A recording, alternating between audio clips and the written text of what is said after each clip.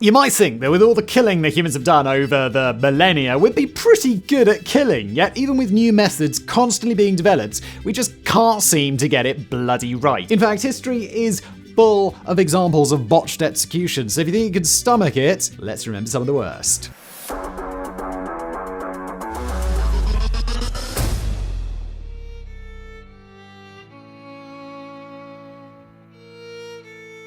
When the Bolsheviks came to power in Russia in October 1917, they moved the deposed Imperial Romanov family from the relative comfort of house arrest in St. Petersburg to the House of Special Purpose in Yekaterinburg in the Ural region, where the conditions were, let's just say, less royal. This included former Emperor Nicholas II, his wife Alexandra Fedorovna, and their 4 daughters, and their youngest child and only son Alexei. Alexei was a hemophiliac, aged 13 at the time. Though they had originally wanted to put the Romanovs on trial, by June 1918, the approaching Czechoslovak Legion represented the possibility of rescue for the family. Bolshevik authorities, namely Vladimir Lenin and Yakov Sverdlov, decided that they should be executed before that could happen. At midnight on the 17th of July, the Romanovs were awakened under the pretense of relocation. They were ordered into the basement, after which secret police stormed the room and read aloud an execution order from the Ural Executive Committee. Then they raised their weapons and fired repeatedly into the huddled family. So the executioners survived. When the smoke cleared, young Alexei, heir to the throne, remained perfectly alive. Several squad members tried to stab the boy with their bayonets, but that didn't kill him either. Chief executioner Yakov Yurovsky later wrote that nothing seemed to work. Yurovsky himself finally dealt the fatal blow by shooting Tsarevich twice in the head. Examining the dead boy, the executioners found that he'd been secretly wearing a shirt embroidered with gemstones. They'd saved his life, at least for a little while. The Bolsheviks mutilated the family's remains to prevent identification and scattered the bodies. Nevertheless, partial skeletons were discovered by archaeologists in 2007 and proved to be Alexei and his older sister Maria after DNA testing. In 2015, he was buried at the Peter and Paul Fortress in St. Petersburg.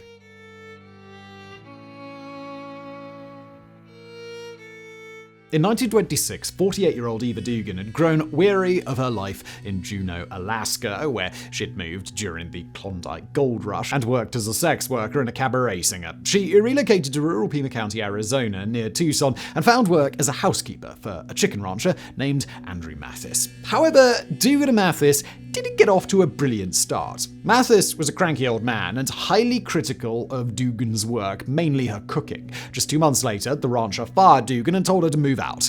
The next morning, he disappeared. Neighbors reported that they'd seen Dugan and a teenage boy referred to as Jack leaving the ranch in Matthias's Dodge. Apparently, the pair then drove to Amarillo, Texas, where they sold the car and parted ways. The police caught up with her in White Plains, New York, and brought her back to Arizona on charges of automobile theft. Then, in December of 1927, a camper stumbled across Mathis's body, and the court charged Dugan with murder. Though she tried to pin the blame on the mysterious boy Jack, who was never to be seen again, the jury decided Dugan had killed Mathis with an axe. She was sentenced to death, after which she defiantly told the court, "Well, I die with my boots on." Dugan maintained this defiance to the end. She calmly walked up to the gallows at 5 a.m. on the 21st of February 1930 as the first woman to be executed in Arizona. When the executioner sprang the trap at 5:11, the snap of the rope cleanly cut off her head, which rolled to the feet of the witnesses. Blood fountained out of her headless neck, and 5 of the onlookers fainted from the sight. The botched execution prompted the state to switch from hanging to the gas chamber in 1934. Since then,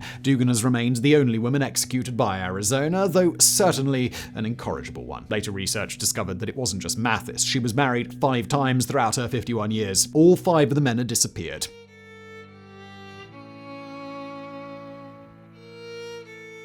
Though Guy Fawkes suffered a botched execution, more people are aware of his crime, the gunpowder plot of 1605, an English Catholic conspiracy to assassinate King James I and replace him with a monarch more sympathetic to Catholics.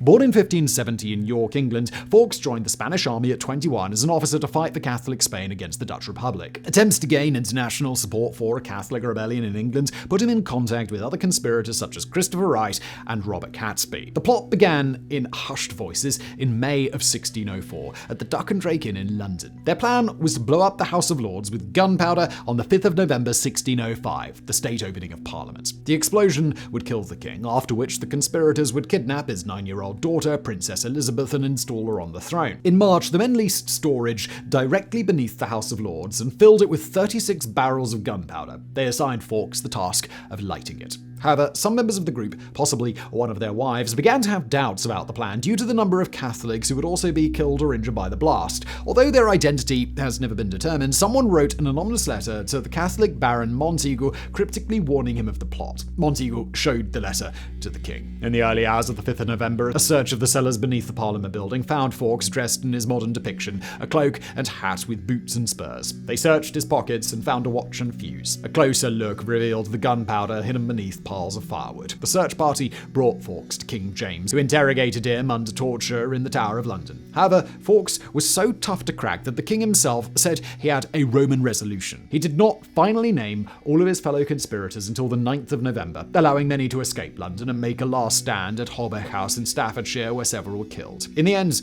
they got the better deal. Fawkes and most of the other conspirators who had been captured were sentenced to be hanged, drawn, and quartered, the standard punishment for treason. This involved being hung from the gallows, almost to death, and then taken down, castrated, and disemboweled while still alive. Death would finally come in the form of decapitation, and their bodies would be dismembered and displayed in public places as a warning. Guy Fawkes could barely climb up to the gallows after the torture he'd endured, but he still had the last word when he jumped from the platform, causing the noose to break his neck, sparing him the rest of the gruesome execution. His death and the foiling of the gunpowder plot have been long celebrated on the 5th of November in England. People build bonfires and set off fireworks. However, he gains more sympathy since the mid-19th century and is seen by some as a Catholic martyr or anarchist rebel. Regardless of which side you land on, one can't help but be impressed by his defiance and resolution, even through his botched execution.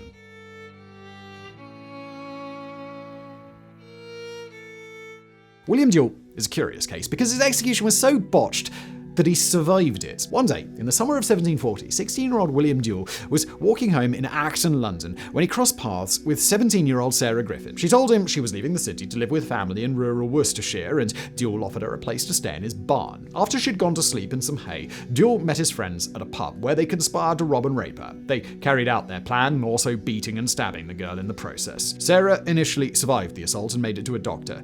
She died of a stroke in his care, but not before revealing her attackers. Authorities apprehended Duell, and his decisive trial sentenced him to death by hanging. Terrified to die, Duell descended into a delirium while in prison awaiting execution. He even developed a fever, and this proved to be a saving grace. The executioner sprung the trap, and Duell hung limp and seemingly lifeless for 20 minutes. He was declared dead and taken to the worshipful company of barbers and surgeons who planned to dissect him for medical training. Just as they were about to make the first cut, an orderly noticed that he was breathing. After a couple of hours, he regained consciousness, and by the next day, he was perfectly fine with no apparent injury from or memory of the hanging. Legally already dead, the authorities were in a bit of a bind. Not only did they fear revealing Duell's survival would show potential criminals that the gallows could be thwarted, but they also speculated that it was divine will, or at least that the public would see it that way. Instead, they decided to secretly ship him off to the American colonies. Duell made a new life for himself in Boston, never paying the ultimate price for his crime. Despite his execution as a teenager, he lived through the American Revolution and died in 1805 at the ripe old age of 81.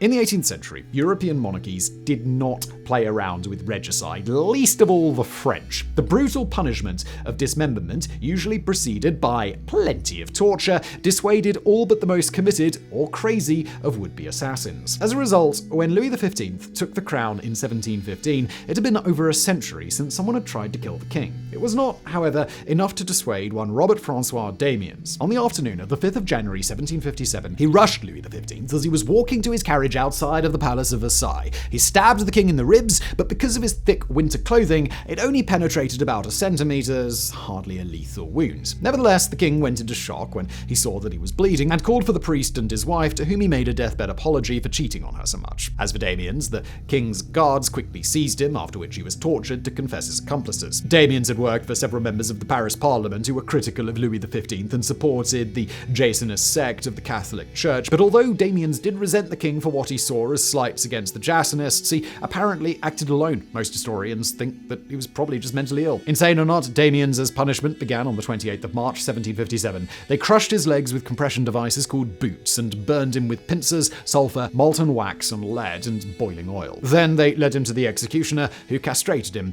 and tied his limbs to 4 horses. However, despite running in 4 different directions, the horses couldn't pull Damiens' limbs from his body. Instead, the executioner had to stop the execution, slice his tendons with a knife, and then restart the process. Finally, this was enough to dismember him, but still not kill him. The executioner then burned him alive at the stake. Damien's final words were, "O death, why are you taking so long?" From start to finish, it took him 4 hours to die. The horrific scene left a mark on its witnesses, and indeed all of France and Europe. The Italian writer Giacomo Casanova reported that he had to turn away from the execution and close his ears as Damien screamed. But he also pointed out that many of the French court had no problem watching the whole ordeal, and even seemed to enjoy it. Damien's execution became an often cited example of a despotic monarchy's cruelty in the liberal revolutions that spread throughout Europe during the 18th and 19th centuries. The French Revolution in particular used his death as a battle cry against the aristocratic government. In fact, while Damien was the last person in France to be executed by dismemberment, Louis XV was not the last king in France to face regicide. On the 21st of September 1792, his grandson, Louis XVI, lost his head to the guillotine operated by Charles-Henri Sanson, the very executioner who, 35 years earlier, had dismembered Robert Francois Damiens.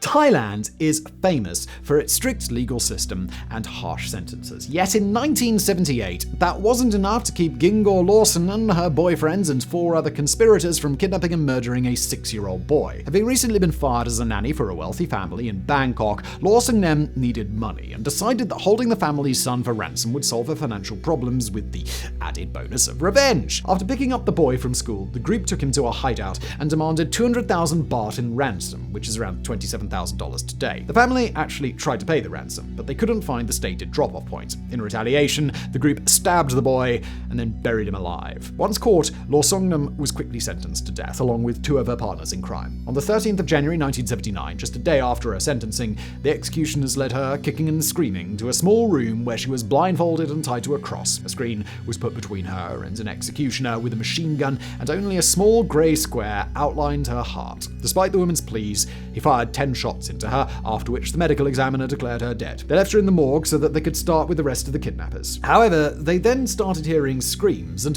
when they went to check, they found Longsornum trying to stand up. They discovered that the bullets hadn't hit her heart at all because it was in the wrong place. In fact, all of her organs were in the wrong place because she had a condition known as situs inversus, where the body's internal structure is reversed. The Thai authorities didn't spend much time considering this, though. They merely strapped her back on the cross and fired 15 more bullets into her, this time in the right spot.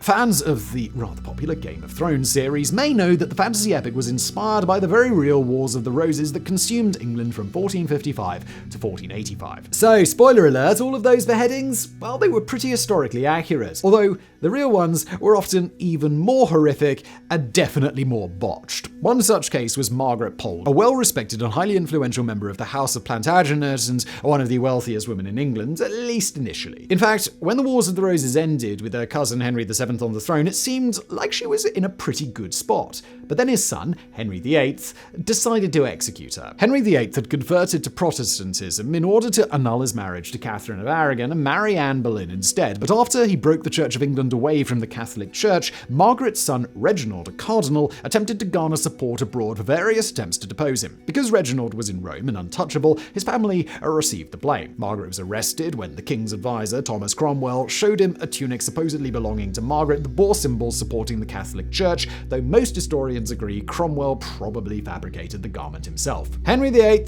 however, was convinced. He sent her to the chopping block on the 27th of May, 1541. Margaret was indignant, insisting that she hadn't committed any crime. On learning the charge was treason, she refused to lay her head on the block, stating, "So should traitors do, and I am none." Instead, she moved and twisted her head to and fro, making it impossible for the executioner to make a clean stroke. It didn't help that he was a substitute, as the main executioner was off beheading rebels in the north. The first swing of the axe missed the elderly woman's neck and split open her shoulder. The next blows weren't any more accurate, and it wasn't until the 11th that she finally died. And by that point, the back of her head, neck, and shoulders was a bloody mess. Ironically, though, Margaret Paul had the last laugh due to similarly fabricated political rumours. Thomas Cromwell fell out of favour with Henry VIII and was sent to the chopping block for treason a full 10 months before Margaret. His execution was similarly botched.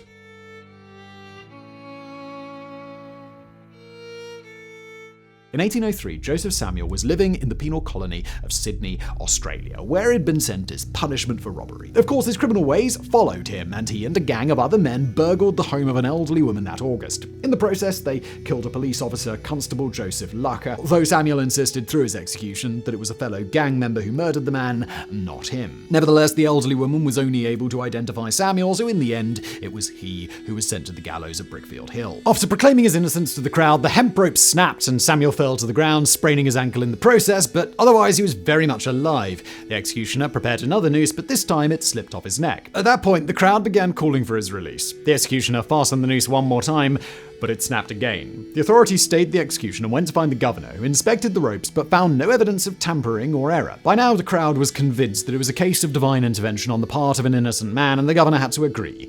He pardoned Samuel. The penal colony ultimately sent Samuel to Newcastle to work as a miner, but he escaped by boat in 1806, never to be seen or heard from again. However, he was remembered as the first of only 2 men to ever survive 3 hanging attempts. The other was John Babercombe, who was convicted of murdering his elderly employer Emma Keyes and burning down her home in Devon, England in 1885. He too proclaimed his innocence and survived the gallows thrice, presumably due to a mechanical malfunction of the trapdoor. Afterwards, Lee became a minor celebrity and travelled around England and the US. His fanciful and blatantly exaggerated tales of his life, as well as public attacks and slander against important figures, gained him considerable notoriety. He died in Milwaukee in 1945.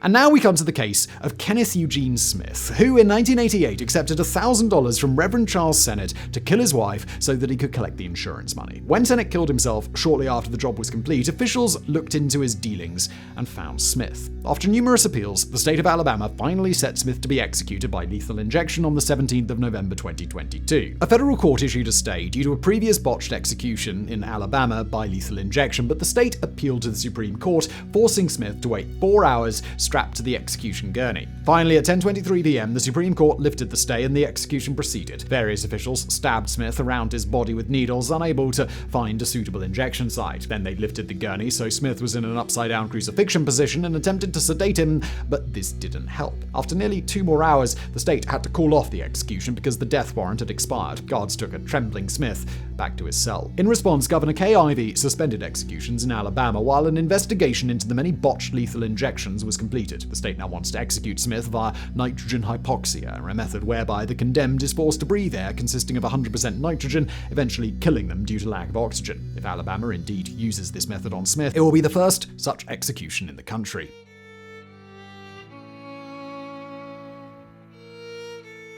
Don't worry, we've saved the best one for last. Mary Stewart was the Queen of Scotland from 1542 until 1567, and the mother of James I, King of England, the historically important monarch resulting from the union of the Scottish and English crowns. It would seem that such a lofty position would protect you from botched executions, but if this video has taught you anything, it's clearly the opposite. As with several other cases on the list, Mary's fall was a result of the friction between Catholic and Protestants in England in the 16th and 17th centuries. Mary was a staunch Catholic, having been raised in France due to her father's premature death, and she faced rebellion from Scottish Protestant nobility that forced her to abdicate the throne in 1567 and pass it on to her son James. Her cousin Elizabeth, Queen of England, offered her protection, but stopped short of helping her regain her throne. Elizabeth, a Protestant monarch, grew increasingly suspicious of Mary as Catholic uprisings intensified across England. English officials discovered various plots to depose or assassinate Elizabeth and place Mary on the throne, though Mary wasn't directly involved. Pope Pius V's declaration that English Catholics had the authority to overthrow Elizabeth certainly didn't help matters. In 1586, the Babington Plot was the last straw. Arranged by Anthony Babington and John Ballard, the plot aimed to invade England with Spanish and French troops to remove Elizabeth from the throne and replace her with Mary. Thanks to spies, Mary, who was basically on house arrest by that time, communicated with the conspirators through a coded letter and ordered them to assassinate her cousin. Mary was tried and convicted of treason, but she asserted that she did not receive a fair trial. Her execution was scheduled for the 8th of February, 1587, but it did not go as smoothly or assertively as Queen Elizabeth had hoped. First, Mary dramatically removed her outer layer of clothing to reveal a striking velvet petticoat with sleeves of crimson, a symbol of martyrdom in Catholicism. She also wore an elaborate black satin bodice with black trimmings. Her loyal maidservant, Jane Kennedy, then blindfolded her with a white veil embroidered with gold. She knelt before the chopping block with outstretched arms. The executioner swung the axe, but despite Mary's calm composure, he totally missed and struck her in the back of the head. The second blow didn't fully detach the head either, requiring the executioner to saw through her neck. Finally, he held up the severed head by the hair and declared, "God save the..." But before he could finish, Mary's lavish wig came off and the head dropped to the ground. Then her lapdog ran out from underneath her skirt, causing a certain amount of commotion. Even when it was all said and done, her lips kept moving for 15 minutes after she died. Today, Mary, Queen of Scots' death is arguably the most famous botched execution because of the drama surrounding it, not just the beheading itself, but her entire tumultuous life. This has earned her a legacy of romantic depiction and centuries of admirers. Like many of these botched executions, Mary navigated a complex and dangerous political landscape marred by betrayal, even amongst close family members, but she weathered it with grace and courage up until the final and brutal end.